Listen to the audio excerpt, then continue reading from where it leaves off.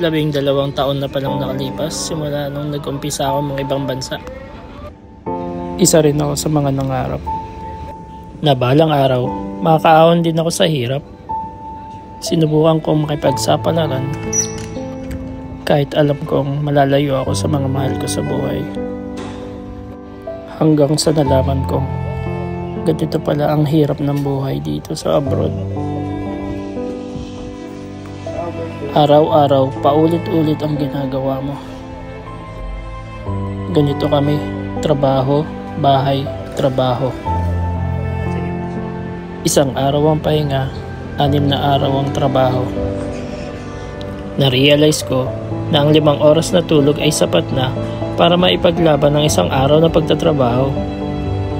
Kailangan mong maging malakas sa araw-araw. Kahit masakit na ang likod mo sa kakatrabaho, wala kang choice. Kailangan mo pa rin pumasok sa trabaho. Dito ko naranasan sampalin ng hirap ng buhay. Naakala ko nung una, pa-chill-chill lang. Dito ko na-realize ang salitang hindi pinupulot ang pera na dating naririnig ko lang sa magulang ko. Natutunan ko magtiis at magpasensya, maging independent at mag-isa. Natutunan kong lumaban kahit ayaw ko na.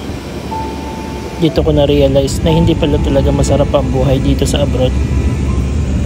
Natutunan ko pahalagaan ang bawat sentimong sinasahod ko. Kala ko nga nun, hindi ko kakayanin eh. Pero eto na yun. Eto na ang totoong laro ng buhay. Laro ng buhay na hindi mo na pwedeng sukuan. Na bawat araw, kailangan lagi mong subukan